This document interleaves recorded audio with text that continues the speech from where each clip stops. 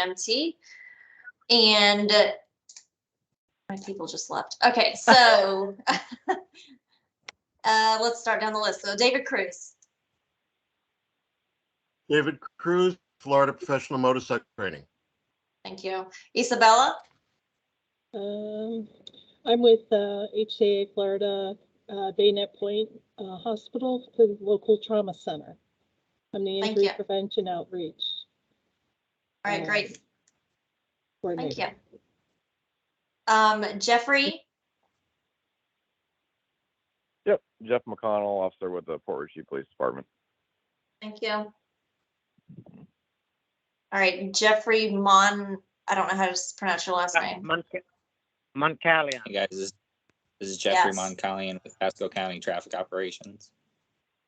Thank you. Was that Venkat I heard? Yeah, this is Venkat on the phone with the traffic operations. Thank you, Venkat. All right, Julie Bond. Good afternoon, Julie Bond, Center for Urban Transportation Research at USF. Thank you. Janine Lawrence. Hi, good afternoon. This is Janine with Mothers Against Drunk Driving. Lori Paleo. Lori Paleo, JMT. Thank you. Randy Stovall. Hi, I'm Randy Stovall. I'm Pasco BPAC. Thank you. Shayna. Hello, I'm Shayna. I'm the program assistant for the Florida Teen Safe Driving Coalition and a student at the University of Florida. Thank you. All right, Scott Ferry. Good afternoon. I am Scott Ferry, and I'm a principal transportation planner with the Pasco County MPO. Thank you. All right, Tina Russo. So Tina Russo, active transportation planner for Pasco MPO and chair to this committee, and Venkat is the vice chair in case anybody wants to know. All right, Mike Zinn. Yeah, Mike Zinn, Florida Department of Transportation, your CTST program manager. All right, and I know Jeff McConnell, you said you were on. Is there anyone else on the line who I did not call your name? All right. Thank you very much. This meeting is being recorded, and if you are not speaking, please mute your mics. Thank you.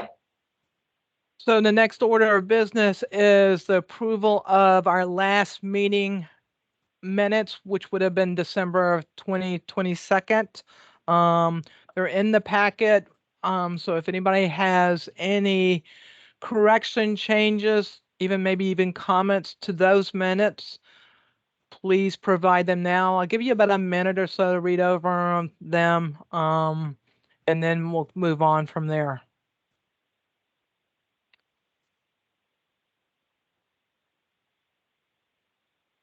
Quite the lengthy meeting in December, if I remember right, too. So.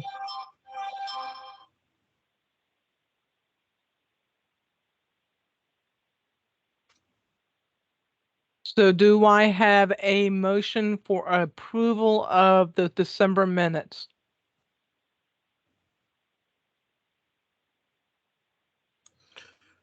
Yeah, Tina, I'll make a motion to approve. So David approved. Second, David. Second, Mike first. Okay. Thank you, guys. All right. Next on there is the review of our problem identification areas follow-up. I believe we got to take a few off last month. Yay. But let's go ahead and move through these and kind of, they're getting some long narratives to them as well. So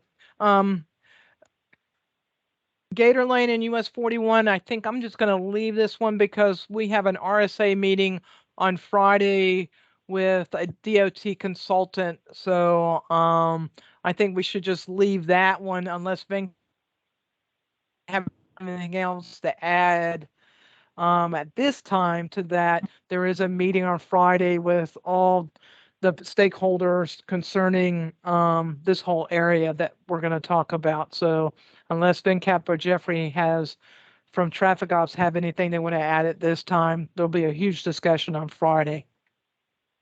Okay, there's two things I wanted to mention about the Gator Lane. Regarding the lighting, currently we already added the lighting on the west side of the intersection by Vitalakuchi Rec Utility Company. Correct. And we are working, we have, I think, Jeffrey, correct me if I'm wrong, we already have an estimate from Duke Energy, who owns the utility right of way on the east side. But there is an initial cost in aid of construction. They call it CAIC funds, which were needed. So we just sent information to FDOT because that has to be paid by FDOT so we can get that installed right away. Hey, Benka, who'd you send that to over here? We sent it to Chad, Peter, Jeffrey. Correct me if I'm whoever we sent it to last week. I think it was Chad and Peter. All right, Yeah. I'll chase it down. So that is the agreement Duke doesn't have with FDOT. I just want to let you know about the lighting agreement, which you said you need some updates. Tina, if you want, we can talk about not on this one at later meeting, later part of this meeting. That's good, Venkat. We can talk about that later. So again, it took us a while just to let everybody know. Again, on the east side is Duke. What was complicated here on the east side was Duke Power. On the west side is with the Coochie. That's been done on the west side with the Coochie, which is actually the school side, to let everybody know.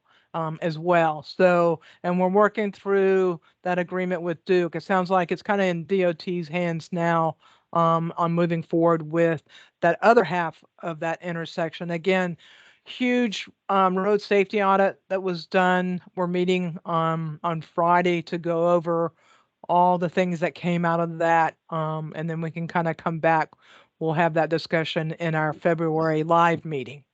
And thank you for bringing that information back up, VinCap, on the lighting situation and the agreements.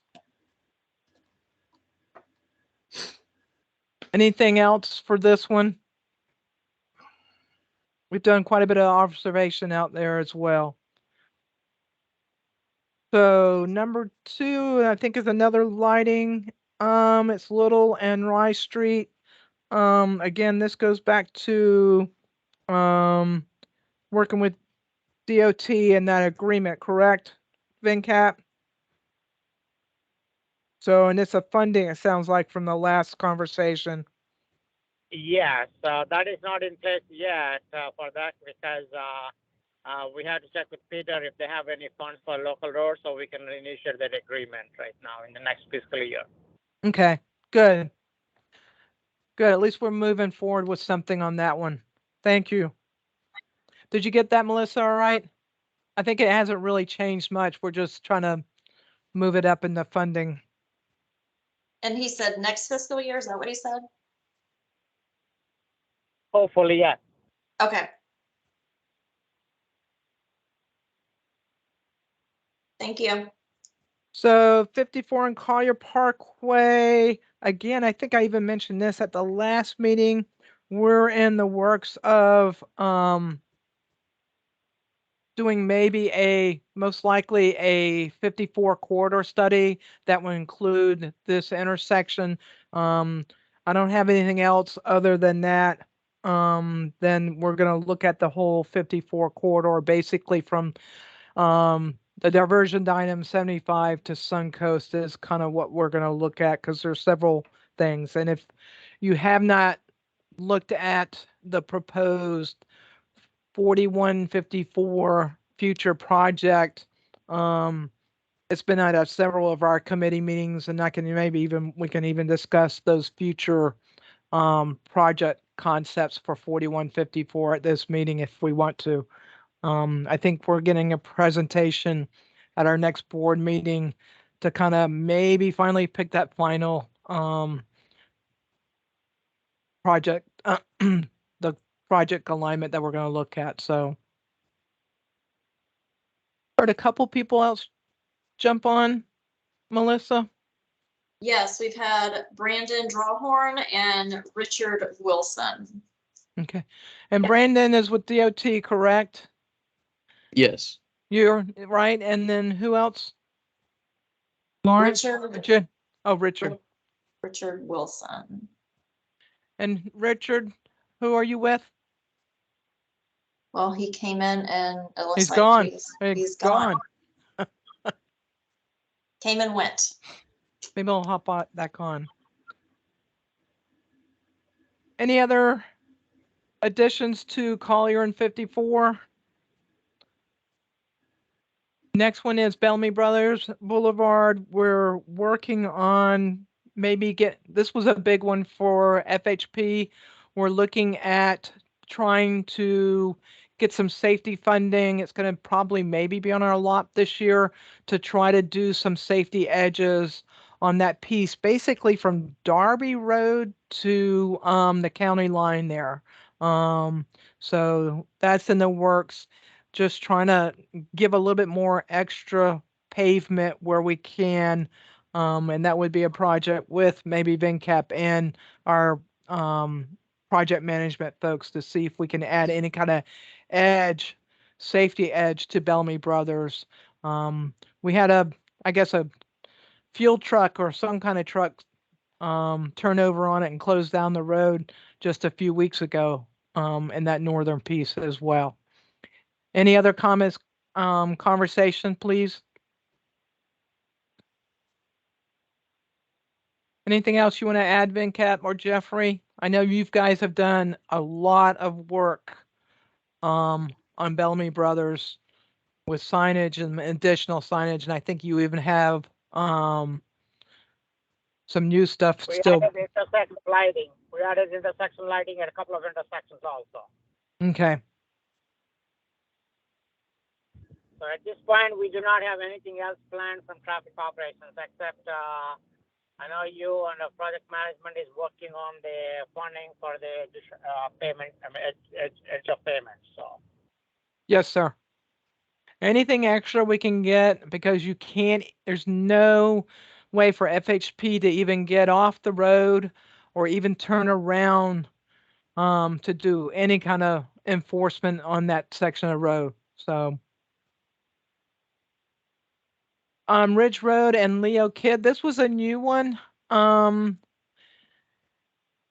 this is something that we're just gonna have to work with DOT and you, VinCap, on, I think, some alignment if there needs to be. So this was a new one that was added.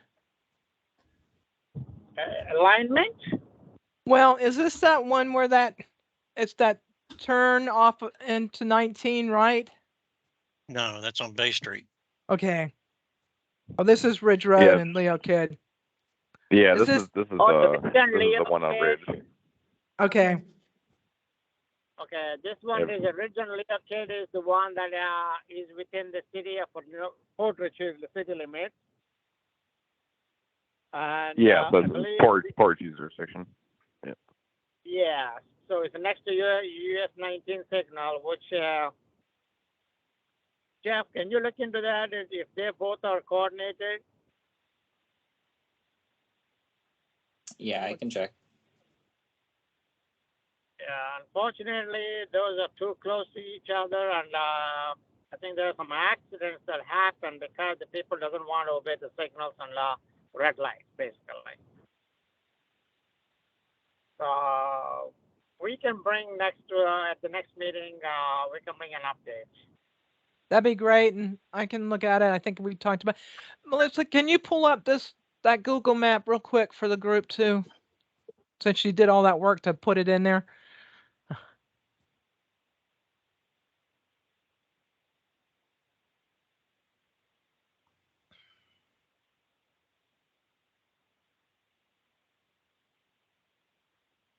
So Jeffrey, this is one of yours, I guess, too. Can you explain what I think in the notes it said something about a lot of left turn crashes. Yeah, this is a terrible spot. Because the problem is that there are lighted intersections, but there's a free open left turn, if you would, if you're facing north and facing south, and a lot of folks they try to cut it in front of other vehicles because they're going through like that narrow intersection there, and it's just at least once a week. We also a lot at 19 in Bay and 19 in Washington, and those are again your free yielding left turns, where you're supposed to do caution to traffic in front of you, but that intersection specifically has a green light, and then it turns into a green solid, so you can turn at will. But we're getting a lot of folks that get a lot of confusion when they're turning left and right, from it. And the people that go there every day, obviously that travel, obey it, but then there's always the one, that cuts through and gets hit. So it's a very problematic area. So basically, you're looking for a protector. So is it the northbound from Leo to Ridge that's making the left turn that seems to be the issue, or is it the Ridge Road, or both? It is Ridge. It's Ridge and Leo, kid. The most I'm seeing is if you're traveling west on Ridge and you enter the southbound turn lane, and Right. they're turning in front of traffic that is traveling east on Ridge and cutting them off and getting, they're getting into a collision there, and or the opposite scenarios, they're waiting at the light and they're facing south and the other vehicle's facing north, and they both want to either one wants to go straight, one wants to turn left because they have that ability, and they're just like So they're what coming right in happened front of each is, other. what's happening is those two are called the bisection, which is basically you can yield and make a left turn, which are creating a problem. The two exits were here, because if we make them as a protector, then queues are going to be building past the intersection. At that time, the right on red travel is going to be very high. So we're trying to reduce the queues by allowing the people to make a left on a green ball instead of a green arrow. So we can try to limit to only green arrow. Then we have to see how many right on red, fail to yield on a red is going to happen. We can definitely look into protecting, making the intersection protector for left turns, and we can see how much the impact is on the queue length. That would actually be great, Venkat. Can I ask a question? Yeah.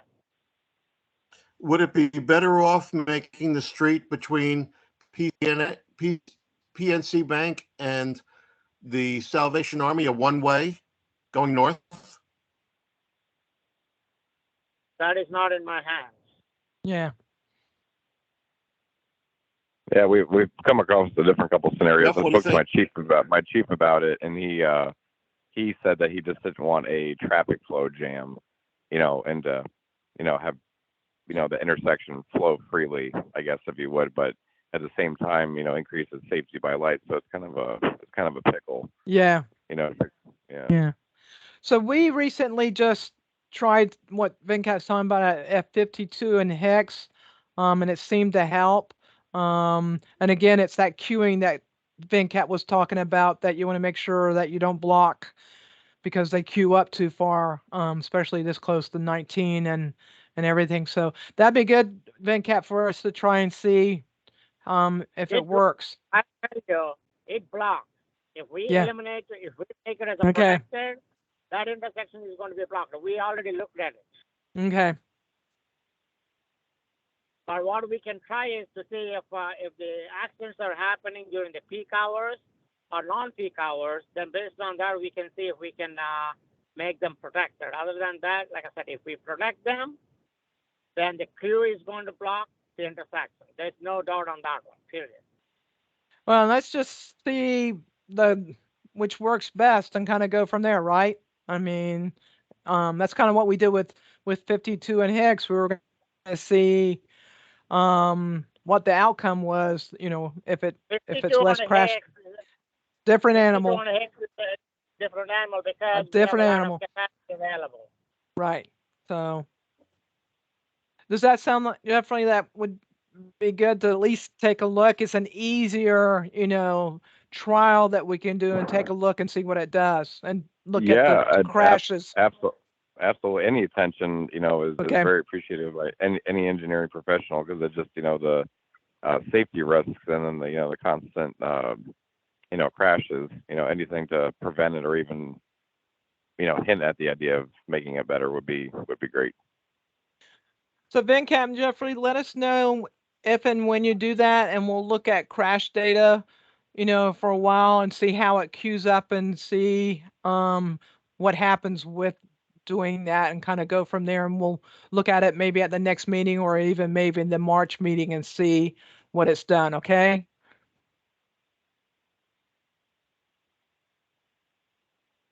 We got it. Thank you, sir.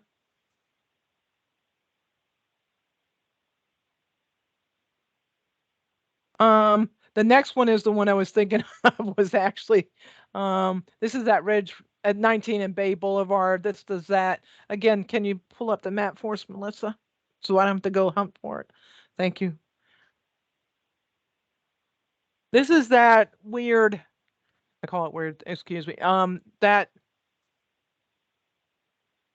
and this one is that left turn again. Man, wow. So they make that left turn off of 19 northbound, right? And it's that weird angle into Bay Boulevard. Wow. Yeah, that's another one that's not. Wow. It's not super frequent, but when it does, it's it's bad. It's bad. Yeah, it's pretty bad. And it's I actually had a one was an ejection. She like flew right out of the truck. She wasn't wearing a seatbelt, but that was a while ago. But that one particularly is bad because, you know, you're going on human caution, human error, and time management, you know, to cross.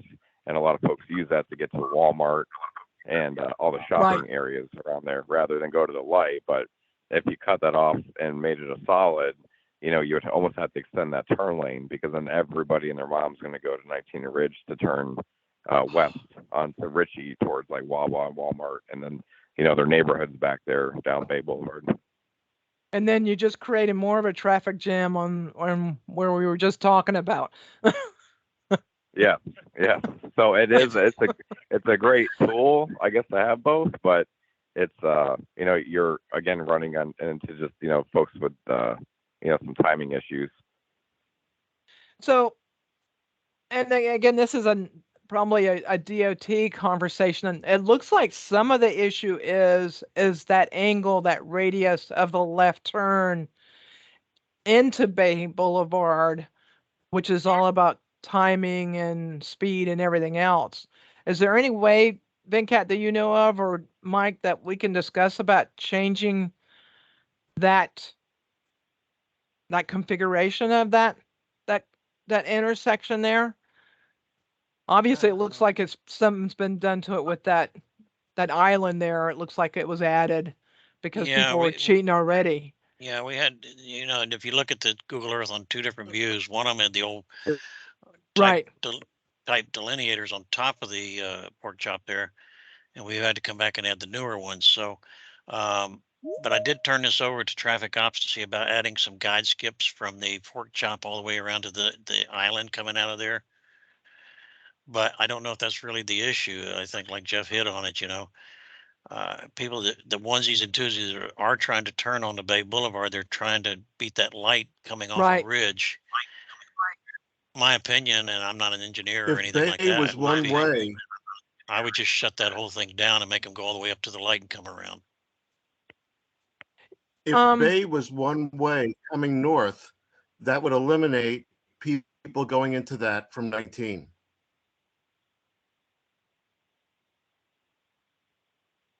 Jeff, you worked the problem is the residential, you know, because you have a lot of folks coming from their homes back there to, you know, Bay to 19 to take a right going southbound, and then the folks that that do take a left, heading west off 19, that turn we're talking about, that it's a mix of residential, they're going home or they're going shopping, but majority of them will take a right on Wilkins to go, immediately towards like Walmart or Wawa.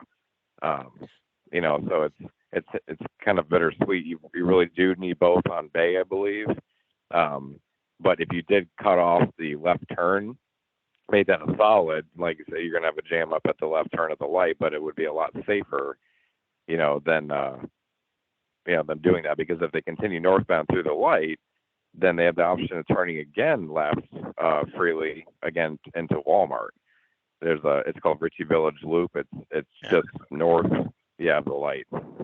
They can turn left again, and same deal. Melissa, zoom out a little bit so we can see.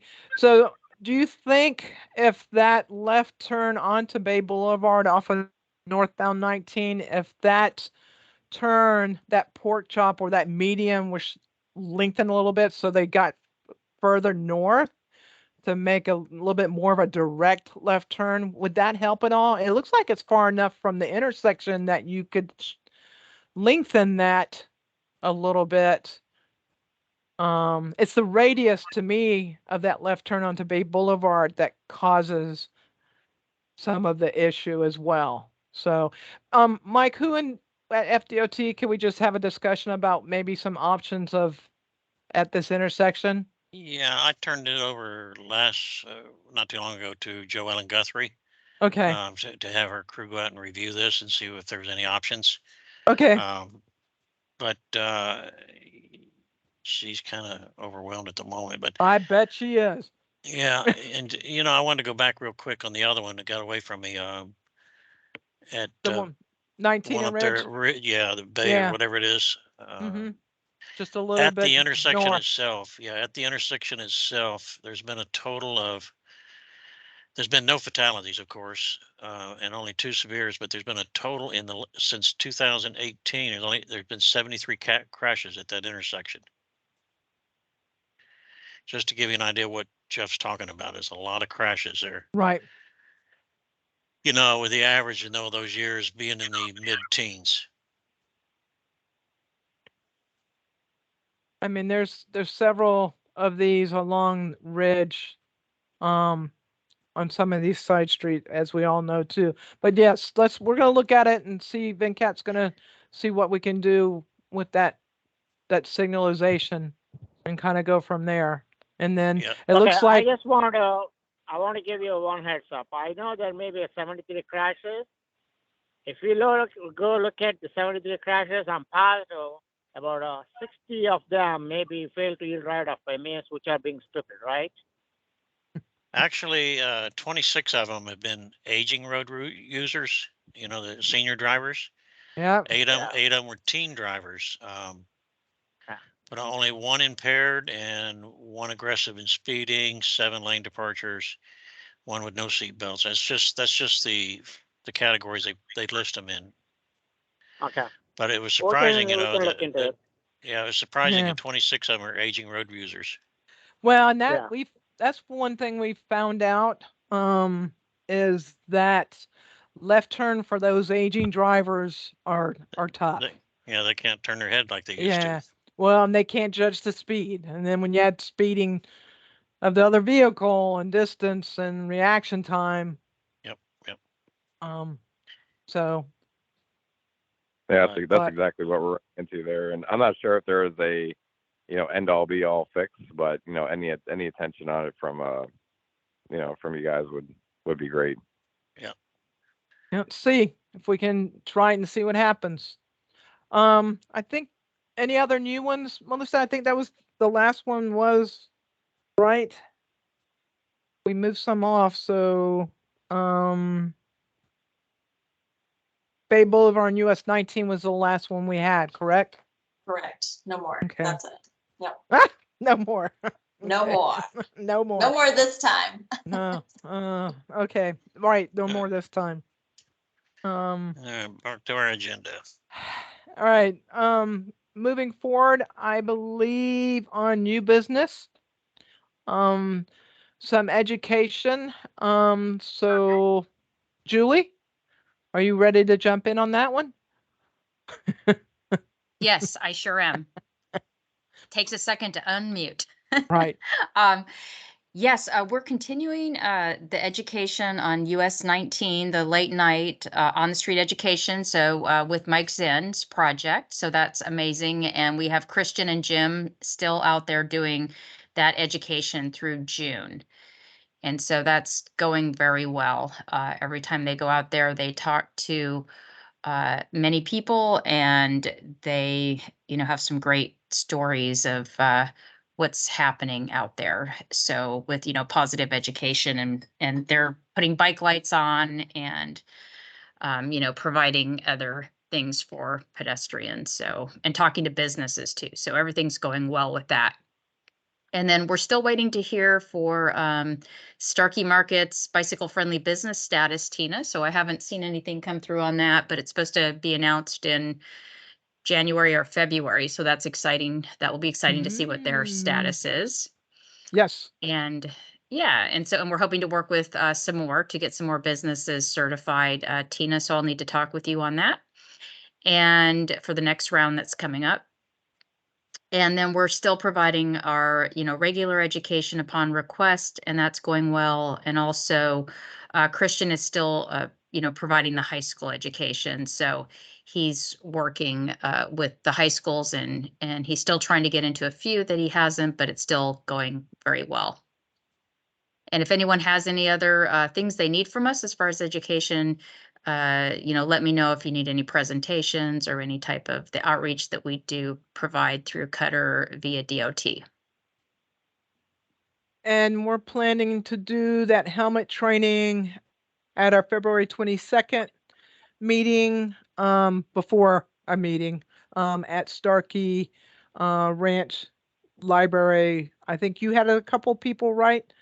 Yes. Julian, that needed to attend. Yes, I think do. school board had a few people. Melissa, maybe we'll send a blast out to let people know, anybody in the region, if they need to come, that we're hosting that with I was some actually folks. waiting for Renissa to send us a flyer so I could send out Right. that flyer. Yeah, I know. Yeah. Remind Hello. them. Hey. Hi, Vanessa. Perfect Sorry, I wasn't able timing. to get on. I wasn't able to get on earlier with the video. I was having a really hard time, but I've been on here for like 10 minutes or so. So I'm sorry about that. I was having a really hard time logging on. But yes, I'm going to go ahead and have the flyer ready. You were ghosting us. Yeah, we have. If you guys have maybe like an estimate of how many people might be involved so far, that would be great. And then I guess the limit of the room, just so I can, ensure that I have enough of the materials on my end as well too. If I'm printing out some of the PowerPoints, which I think I may for everybody, I want to make sure that I have that number correct. We'll get with school board. And in order to get that number, I mean, to give you an accurate number, I'd like to get that flyer out. And on the flyer, if you could put an RSVP either to you or me or Tina or all three of us, and in case they see it, they can at least call and do RSVP on that, so it gives us an idea too. I've got already a couple of people from Hernando County interested in it myself. Okay, great. So Julie has the school board here reached out, as you know, a couple of months ago wanting it too. So hopefully we'll have a good turnout, and then I'll send it out to our Hillsborough County, our Pasco, boy, that was a Freudian, Pasco Sheriff's Office, our school crossing guard folks too, to see if anybody's interested in it too. Good. Yeah, that sounds great. I can probably have the flyer for you guys by Friday. I am going to be off tomorrow. But yeah, I can send that to you Friday, and we can start sending it out to everybody. And yeah, that sounds wonderful. February 22nd. And it's starting at 10, Tina? Is that what you have scheduled for? So, let's. Do you think 10 would be better? We can discuss. I just booked the room to make it easier for all of us one way or another. The library opens at 10, so I don't know if you want to do it 10:30. Is it an hour and a half, or what? Yeah, it's like an hour and a half. It also depends on how many people want to get certified. Right. Because at the end, everybody has to practice fitting, and that's honestly what takes the longest amount of time, is that just people have to practice fitting. So I have multiple multiple mannequin heads. So I can have, you know, 2 sections where people kind of go through and do it that way. So that honestly is only piece that takes time. So typically it's like an hour and a half, maximum 2 hours if it's a very large class, like So very large. let's do 10:30 to noon. That way it gives us that lunchtime before this meeting. Gives us a little extra wiggle room too, but that gives us 30 minutes to get in and set up too before class starts. So let's do 10:30 to noon. And we got a little extra wiggle room there before our Okay, meeting. great. It's okay if I arrive at 10, correct? Yeah, 10 or I just 10:30. arrive earlier. Yes, Okay. they don't have a open that door. I have a quick question on the helmet certification. Once you're certified, do you need to re-up your certification every so many years? Yeah, every few years they send you kind of you know, like a email blast, and what you have to do is you have to watch a video typically. So typically you watch a video on the website that you're registered with. Okay. So it's with Florida OPRC. Once you give me your information, I have a sign-in. Once you give me your information, the OPRC, or not, excuse me, OPRC. I get so confused with so many different things. Florida, Florida traffic. Yes, and pedestrian, they will send out an email and just let you know that you have to watch a video for your recertification. That's typically every 2 years. But you'll have access to the website once you're certified. They send you a certificate. They also give you details on what you need to do to register to ensure that you can order helmets if you are looking to do that. And then, of course, they also send email blasts as well, too, to let you know when helmets are available. So I would suggest using an email that you are going to look at often or have access to. Okay, sounds good. Thank you. Yeah, no problem. Anything other? Let's education, please. Go ahead, David. Yes. There's something that has to be addressed. I've already spoken to some of the legislators. I'm getting the conversation started.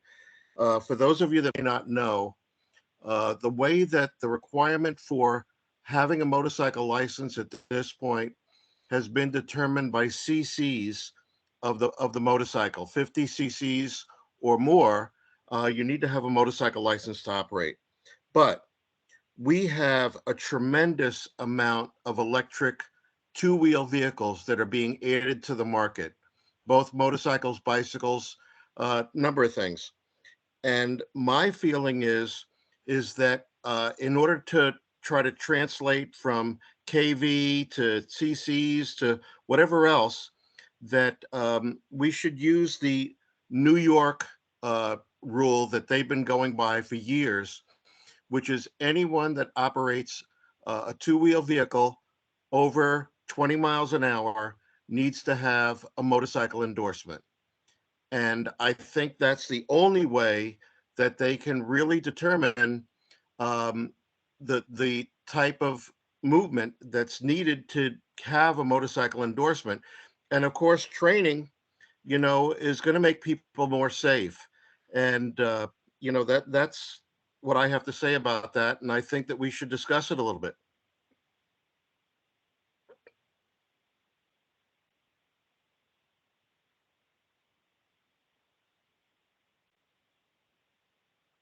Any conversation? No, I think it needs to probably hear to the Motorcycle Coalition. I mean, they're the ones that push the legislation and all that stuff in that direction, David. This group here really doesn't have any teeth as far as legislation goes. We mentioned what it. does the group feel about it? So there's a problem with that miles per hour with two wheels because cyclists have no problem with human powered going 20 plus. So that becomes an issue for cyclists who have no kind of pedal assist at all.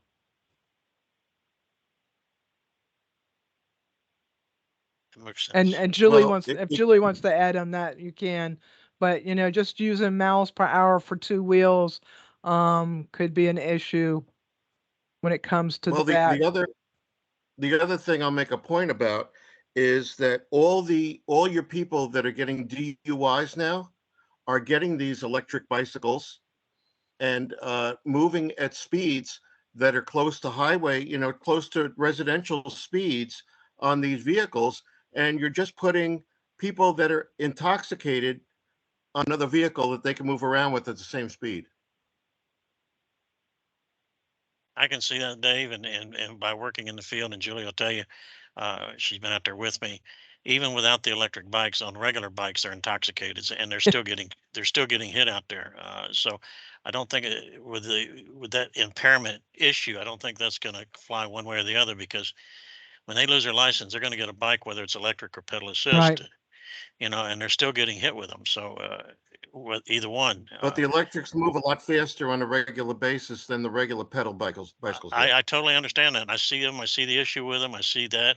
And it's not just the issues with the bikes. We're having issues with the electric scooters, the electric skates. We're having all kinds of problems with all these things. So hopefully our people that are in those coalitions can get involved and get the legislation to take a look at all these electric issues.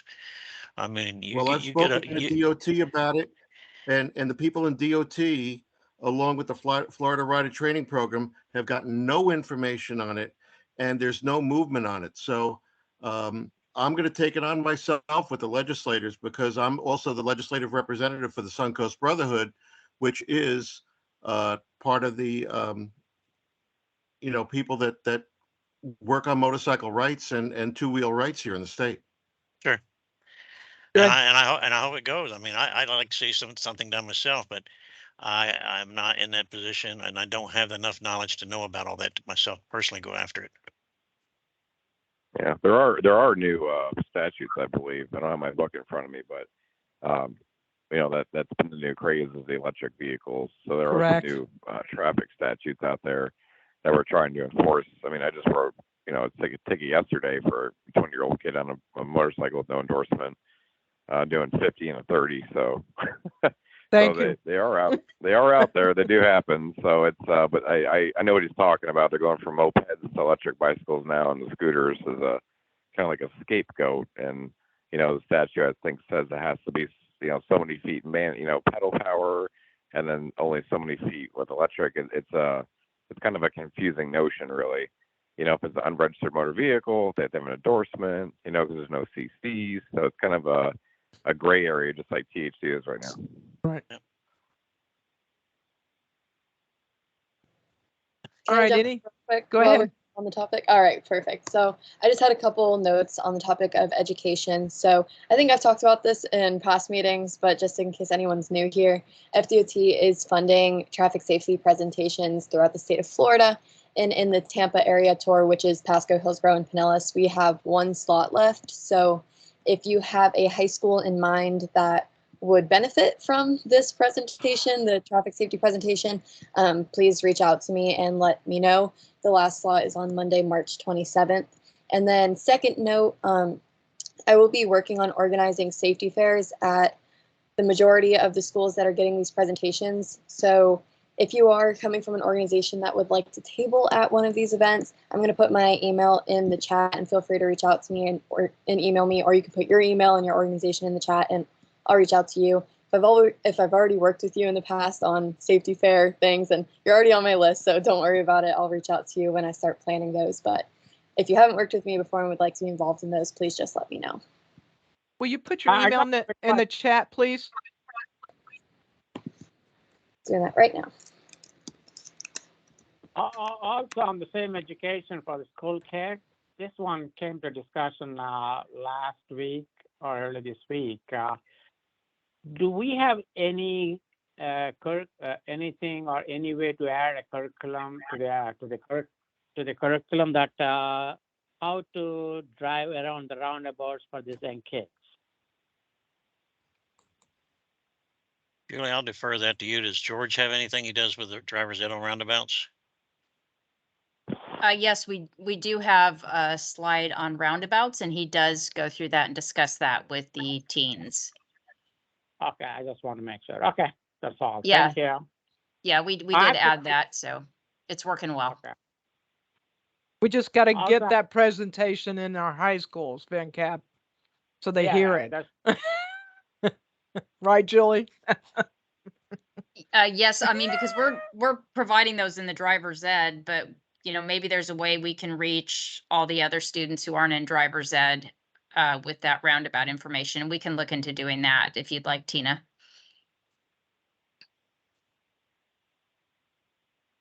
Thank you. Anything else on education from this Yep. group?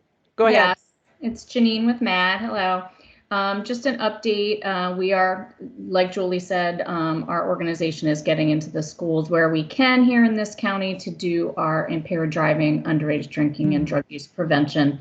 It is a little harder in this county as we don't have as many driver's ed classes, and that tends to be our best in, but we do get in other ways as well.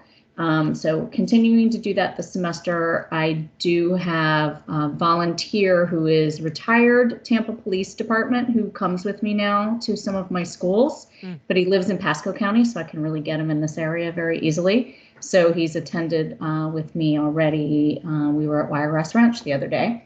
So giving his story is a victim, but also retired police officer, so has a lot of input and background and worked DUI. So it's been really helpful, and the kids like having him to ask questions and things like that. I'm continuing in the juvenile arbitration system in the court. And we are also partnering, I and the Alcohol Initiatives Committee for ASAP, we partner with the multi-agency group led by Pasco Fire Rescue that does the Prom Promise productions because they're a huge production. So we are working with them again this spring. I think we'll be at 5 schools, but I don't know which ones are confirmed yet. So we'll be working there. And what we do with ASAP and MAD is we come along with prevention information for the kids who watch these presentations. So they see if you've never seen it, it's like a reenactment of a crash before prom. So kids are thinking about not getting in a car with someone who's impaired, and then we have other prevention information we give them. We have them sign pledges and things like that. So just a quick way that we can get our messaging out there this time of year. So we'll be doing that. We usually reach about 5,000 to 6,000 kids doing these. So it's a pretty good reach. Yeah, it's a big reach, which is nice. And then we're also partnering, DOT's working with the FDOT's working with us on this, with Pasco Fire Rescue. They're creating a Prom Promise video for the schools who don't have the live event that we can provide to the schools as a reminder to how to avoid impaired driving, especially during prom graduation season. So we are working on that with several agencies and some drama students at different schools. So I'll keep you posted with how that goes. We're in the process of that right now as well. We also have 2 prevention things coming up. We have our Walk Like Mad Tampa, which is at USF on March 31st. I'll put the info in the chat. And then also we have a ride for bicyclists. That's a awareness prevention campaign the month of May. I'll put that information up too. If anyone would like to partner with us with that, let me know, and I'll have my email in there too. So thank you. Jean, do you have an email list that you send information out to? For what information, depending So on all of those things, all those events, especially like the Prom Promise. With the different groups, the Prom Promise is that they are arranged through Pasco Fire Rescue. They're the ones who head up that, so we partner with them, and they choose the schools that they go to. But it's I'm forgetting her new last name. It was Lisa Negron, and she just changed her name. I'd have to look it up. If you want.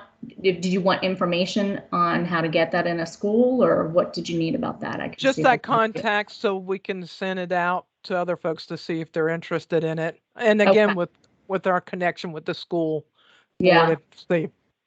They, I think they rotate every so many years. Okay. So it reaches, they have like a schedule they run through the schools. So in a 4-year period, each school will have it once, so Okay. students won't see it year after year, if that makes sense. So I'm Good. not sure how they choose the schools, but usually the schools jump right on doing that. Okay. It's a big deal for them. So, but if you need, I can pass along information to you for the person who coordinates it. Would you like that? That'd be perfect. Thank you. Okay, I'll send it to you.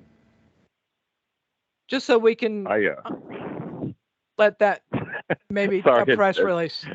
Yes. You're good. I just had a quick question. Yep. Just on that, because she's with MAD, and I was wondering if anybody had any connections at DHS&V.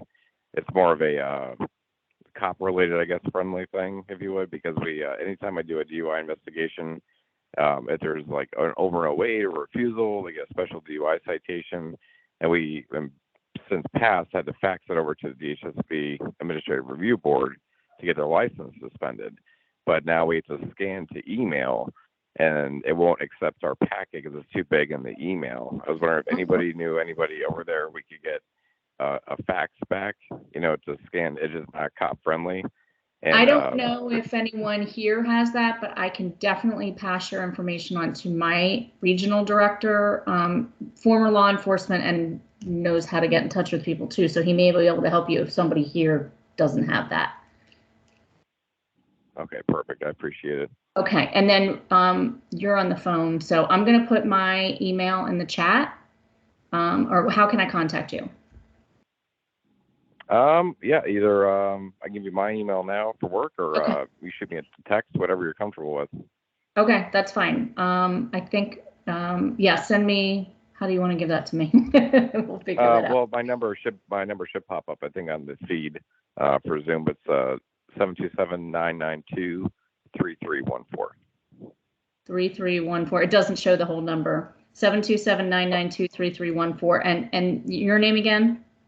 Yep, it's first name is Jeff, last is McConnell, and DRE officer with the Portage Police Department. So I'm right in the DUI realm, especially with our intoxilizer agency inspector, and I pretty much run the show. And it's just we have a couple of dedicated officers that really go out there and get it, but it's just it's a little cumbersome when they kick back and say the review board hearing shows that they will not suspend the license because they didn't receive the packet, but that we did send it with proof of email, but they couldn't receive it because the packet was too big.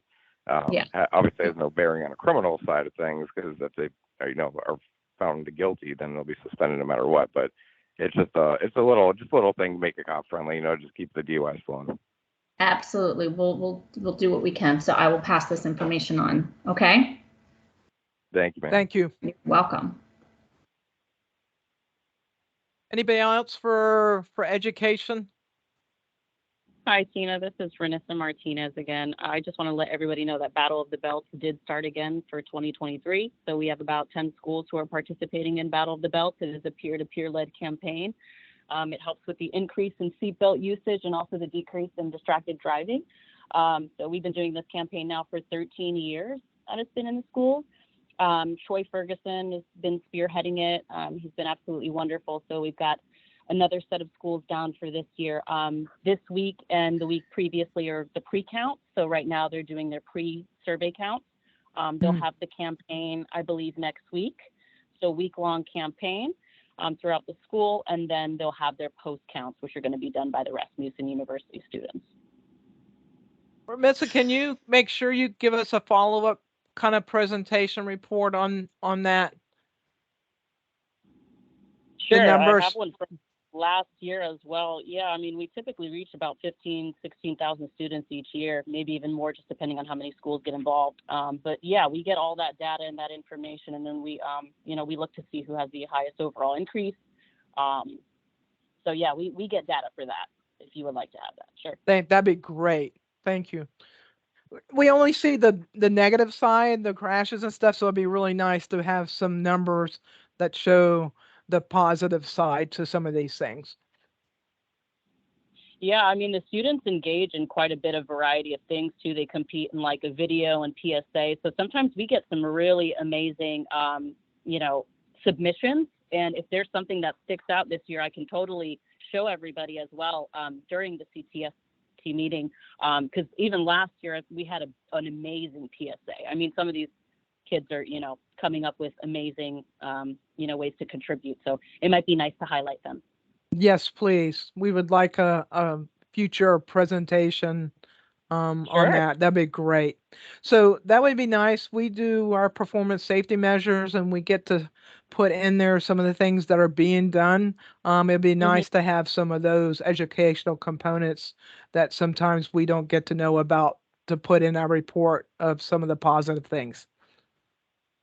Yeah, no problem. We've been doing it for 13 years. And if anybody has any way to add or revamp, or, we've even, added things throughout the year as well. Distracted driving wasn't even an addition before, but we added that within the last few years as we saw it was quite a big increase. So yeah, we're willing to change and adapt and work with everybody in Pasco County to make it, a long-term effort and program. And Renessa, one other thing, when you do all this and you take all your presentation pictures and all that stuff, which I know you guys are pretty good at pictures, I'd like to get some of those myself. Okay. Yeah, not a problem. With a nice blurb about the program and everything that you're doing with it. Yes, of course.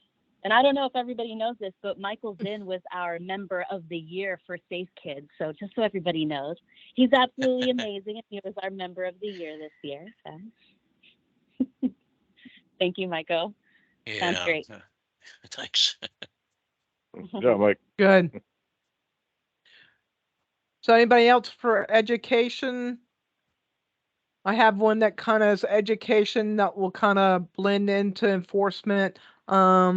March, we're looking at, with Mike's help and some other folks' help, of doing some work with Zephyr Hills PD with some lights and some law enforcement booklets, law enforcement bicycle guides as well. So we're going to be out there in March, and we'll probably do a hybrid meeting in March with them and virtual that we'll talk about later. But we're going to be doing some work with Zephyr Hills PD on handing out some bike lights with the help of Mike and hopefully Julie in March. Other information on enforcement? Not on my end. I I pretty much threw my gripes out there, and I really appreciate the feedback I'm getting from it. We're still doing our high visibility enforcement program. It's the one we have going on right now until we get the other one for 19 specifically, where we do 2 hours enforcement. 3 officers, like we did that just passed. I think that's starting up soon again, hopefully. But we're renowned for we've done so much of the bike light enforcement that we're getting approached by, like, a Wawa and 7-Eleven, by a lot of folks that are homeless on their bicycles that are, we're known as the bike light cops now. So we're getting approached. That's a good thing. That's a good thing, Jeff. At least you're not having to chase them. They're coming to you. They are. The word is spread. If you need any more, let me know. I've got some I can get to you. I will. I really appreciate it. Anything for addition to enforcement?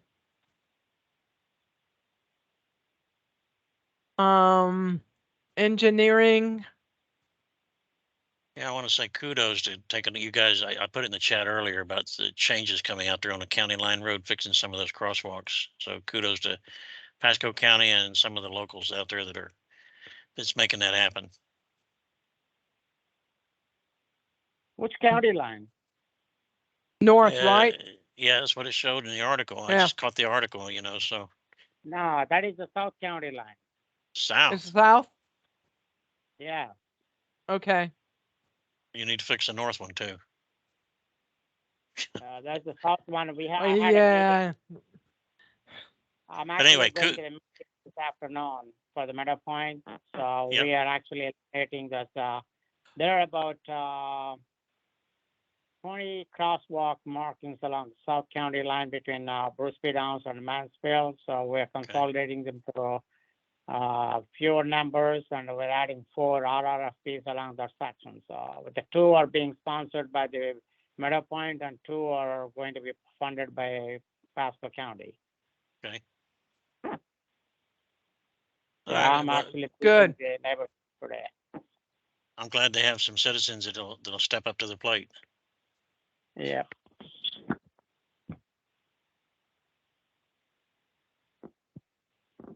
So let's go ahead and jump to crash statistics.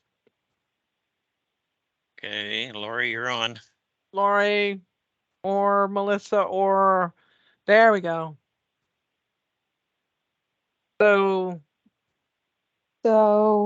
So far, there's been no recorded fatal crashes in 2023. So the map we have is for 2022. In 2022 in Pasco County, we got 97 fatal crashes, but Tina said that we are up to 101, right, Tina? Correct. Okay, so 2022 is 101, and then 2021 was 93 fatal crashes, so it's a little bit higher than 2021 fatal crashes. 28% pedestrian in 2022, 8% bicycle, 14% motorcycle, and 49% vehicle.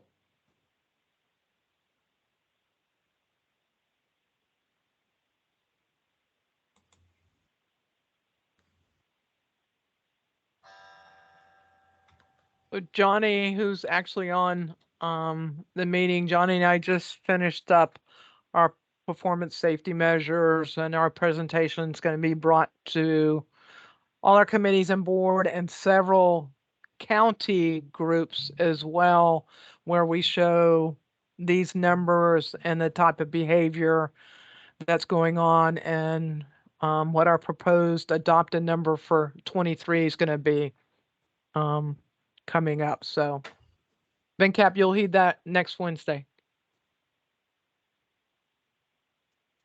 So couple different items real quick before we move on to the HISP update. A couple of things that kind of like part of the calendar updates, and some good news. There will be an event here with our Pasco School Crossing Guard next Thursday and Friday, but I can't give any other information. But we're excited that Pasco is going to be recognized by the state crossing guard folks next week. More news to come. We can't let too much of that information out of the bag.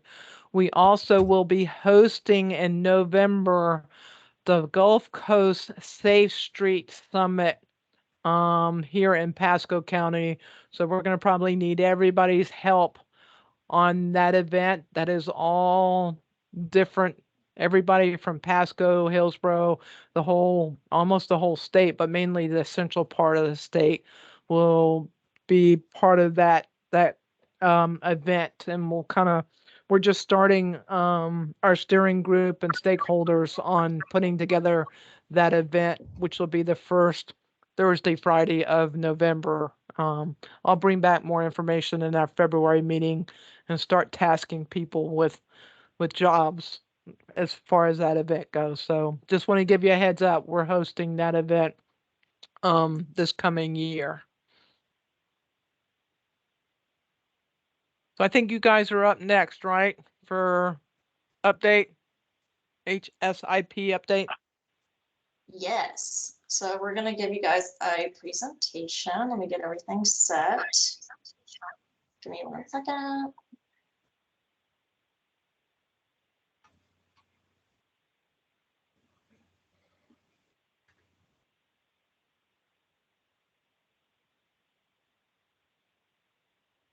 Share screen again.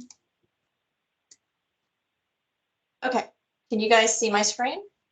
Yes. Yes, we can. All right, awesome. All right, so as I mentioned before, I'm Melissa Shepard with JMT, a safety consultant of FDOT, and this is Lori. I'm Lori from JMT. Yep, and we're here today to discuss safety challenges and opportunities for the local agencies.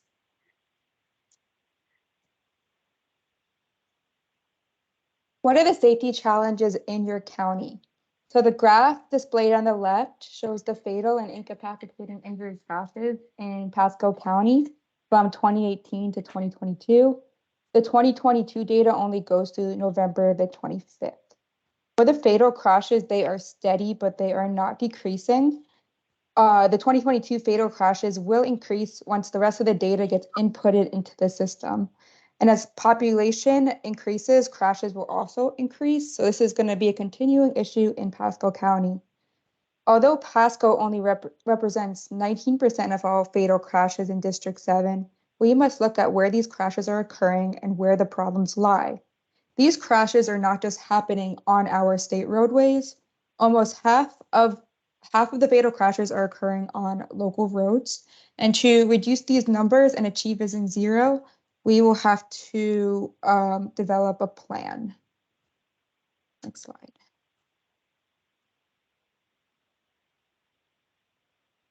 So what is the Local Road Safety Action Plan? How can we help you? District 7 has developed a Local Road Safety Action Plan, and it includes a 5E safety approach. The 5 E's are education, engineering, evaluation, encouragement, and enforcement. For education, FDOT has been doing a geofencing campaign where they collect valuable road user information via surveys to the motorists using different social media platforms. So why is this important? We all need to work together to address the safety issues on our local roads. And CTST is a great example of this. We have people from law enforcement, we have teachers, we have educators, we have the general public.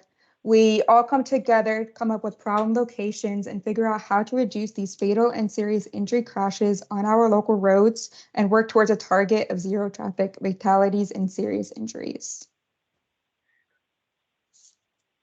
So where should we focus our efforts? We know who should be involved. We know the crash data, but where should we focus these efforts? So the Local Road Safety Action Plan categorizes fatal crashes on local roads based on SHSP or Strategic Highway Safety Plan countermeasures to see where the efforts should be focused. The top 3 local emphasis areas in Pasco County are nighttime, lane departure, and intersection related crashes. For nighttime crashes, all low-cost safety countermeasures can reduce nighttime crashes. For example, lane departure crashes, intersection crashes, those could all occur at night. So any safety measure we do to reduce nighttime crashes could also reduce these other crash types. Almost half of the fatal crashes were lane departure related. So what low-cost countermeasure will reduce these lane departure crashes? That could be curve warning signage, or pavement markings, stuff like that could help reduce these numbers. And again, some may not be solved only through engineering. We have to relate it back to the 5 E's, which include education, enforcement, encouragement. We all have to come together to solve these problems. So how do we work? Go ahead. So how do we work together on this, as Lori and I are saying? All right, so as we all know, local roads are a safety priority to DOT. As you previously saw, the local roads have equal or more fatal crashes as state roads in your county. We want to assist you through the FDOT process with funds on your priority corridors with low-cost safety improvements. HSIP funds can be used for a material request. Unfortunately, there are limited funds that can be utilized across 5 counties. So why is this important to you? So you're going to be competing with the other counties for these funds, which is why if you need something on one of your priority corridors, we can assist you with this now.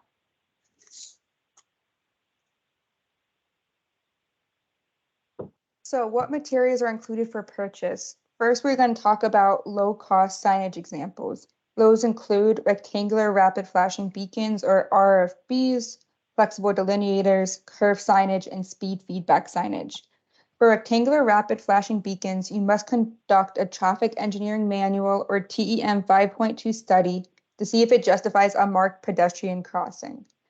Rectangular rapid flashing beacons is the only engineering countermeasure that requires an engineering study.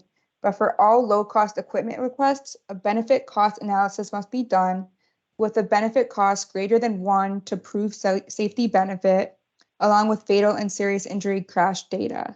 Melissa will play a video of what a rectangular rapid flashing beacon is and FDOT's efforts.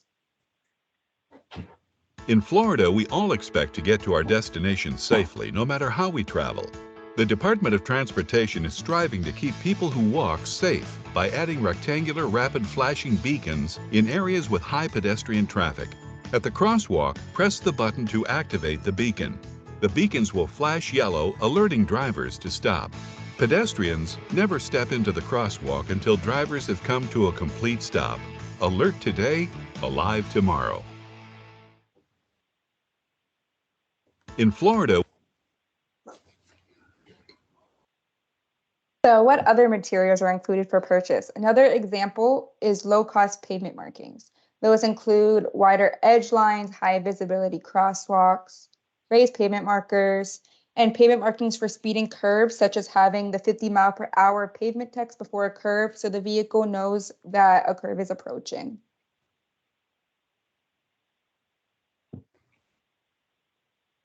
Other materials include the safety edge tool. These are to be installed on flush shoulder rural roadways, not curb and gutter. It reduces the potential for a vertical drop-off at the pavement edge, and it allows the vehicle to return to the travel lane while maintaining control of the vehicle. An intersection improvement are retroreflective backplates. These improve the visibility of the signalized intersection, and it reduces different types of crash types, including rear end crashes. All right, so here's the success story about the lane departure safety program, where the local agency partnered with DOT and worked together on providing low-cost improvements, and the treatments worked. So within Citrus County, to combat the alarming lane departure statistics, they installed speed feedback signage along curves, designed curve signing, and pavement marking enhancements along 5 different roadways. And as you can see here in this graphic, these are the treatments. And just to let you all know, if your agency is given the equipment or treatments, the local agency agrees to maintain the provided equipment or treatments, and FDOT will need this in writing. All right, another successful example is the safety edge tool. So this is added to the resurfacing equipment when a roadway is being resurfaced. Only roadways which are flush, not curb and gutter, are eligible for this treatment. The edge reduces the possibility of lane departure crashes. The edge is at a 30-degree angle or a 30-degree slope, which allows you to gently return to the lane of travel rather than the old pavement edges. As you can see here in this image, the old pavement base and then the new pavement safety edge. This also extends the life of the shoulder. So as you can see in the graph displayed right here, this little chart, 4 out of the 5 roadways analyzed in the before and after analysis state that it is working. And then how can we fix Lake Iola Road? Well, it's not just about engineering. This could be maybe an enforcement issue, or maybe just some education could assist in this area. So Lori and I have discussed the lower cost safety improvements which are available through HSIP funds, but there's also another route. They're larger scale projects that you could team up with FDOT on. So these are the local agency program, which is also known as LAP, which is a federal route, or the joint participation agreement, which is known as the JPA, which is more of a state route. So to address some nighttime crashes, District 7 is upgrading lighting to LED at intersections and corridors. So recently, DOT District 7 partnered with Pasco County to do a JPA to upgrade lighting on several corridors within the county. All right, so how can we start this process? How can we help you? So as part of our JMT's safety contract, we assist local agencies on behalf of DOT with this process. So as Lori previously mentioned, to receive the safety improvements, you will need to be able to provide backup documentation and justification for these improvements. One of these items is crash data. So does anyone know how to get their crash data for your agency? Well, if you do not, it is right here. You can go and visit Signal 4 Analytics. So your agencies have the free access to receive this information through Signal 4. The map here shown was created using Signal 4 Analytics and GIS, which Lori created, and it displays several of the problem locations right here on the left. So the application process for this is opened in January. If you are interested in submitting any applications, feel free to email myself and Lori, and we will route them through the proper channels to assist you with this process. So if you would like to meet with us, we can work with you through this process. We can come and visit you. We can meet you at DOT to have a meeting there. But we are available however it takes to assist you with your applications. And we thank you very much for listening to our presentation. Do you guys have any questions? That was a lot of great information. I'm gonna have to read up on that and definitely present to my admin staff, and it's something we can take advantage of. All right, awesome. Thank you. Jeff, and just so you know, Jeff, I don't know if you're writing any concept papers, but this is the concept paper writing time. And Yes, I think we tried for speed and aggressive driving, with some money for lasers. I think that one we didn't meet the matrix threshold for it. I guess. Yeah, they increased the matrix to 35% now. It's no longer 25%. Oh, okay. Well, I'll have to relook at it and get up with my captain and get one going. And the other thing is that 3-year rule.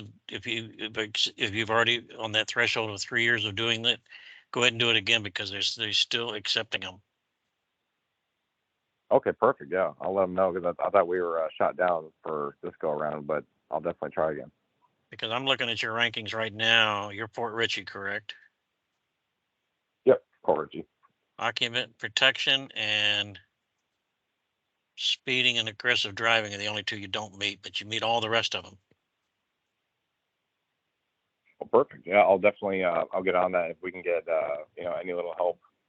It really does help, right? Because we're a smaller agency. So. And if you need help, I mean, first of all, you can go to our website, and I got Melissa had it up there a minute ago, but there's a section in there you can pull up all the information about the subgrants.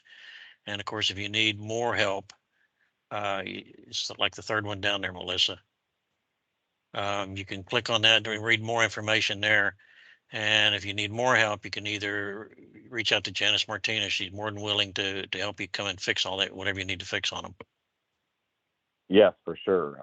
And Janice, I spoke to her in a little bit, but yeah, definitely. I did have needs for funding for the DUI side of things. I wanted to get a couple of new simulators for the Intoxilizer, and a couple $100. So I'll look into it and see what else we can do, because I know sometimes there's leftover money too that even though we don't meet the threshold, they may consider. That's the thing. You don't know. If you don't ask, you may not receive. That's it. Definitely appreciate it. I'll try. All right. Thanks, Jeff.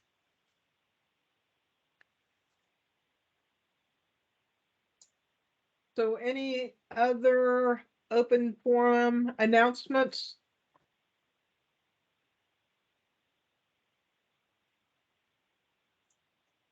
So our February 22nd meeting is live at Starkey Ranch Theater Library. We'll be doing that helmet training before lunch there, and then Mike said he'll bring lunch, and then we'll have our meeting at 1:30 to basically 3 or so. So it's going to be a long way to come bring lunch because I won't be in town that day. Oh man. Sure, just make it work that way, don't you? Yeah, isn't that right, Shayna? Shayna's still online? Probably jumped off. Yeah, Shayna and I will be at a meeting on the 22nd. Okay. And then Tina? Yes, sir. Still open to any members of our CTST that would like to come audit or take my motorcycle class. I will not charge them, but so they can see what exactly it's all about. That's open every weekend if anybody wants to come. All right, thanks, Mike. Good. And Dave, where are you located at again? At the Lane Glow Bowling Alley on Ridge Road. At the Lane Glow Bowling Alley on Ridge Road in Port Richey. Yeah, you're right down the street from IPD then. It'll be easy. Yep. Perfect.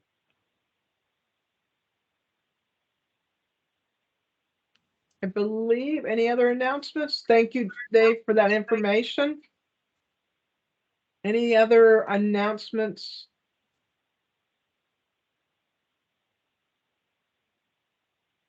So our next meeting is February 22nd. It's live at Starkey, and we'll again have that helmet training before that. March might be a hybrid version, since I think we're going to Zephyr Hills and work with Zephyr Hills PD for that date. So if not, we'll adjourn.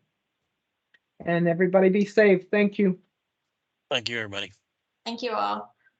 Thank you. Thank you. Thank you all. Thank you. Thank you.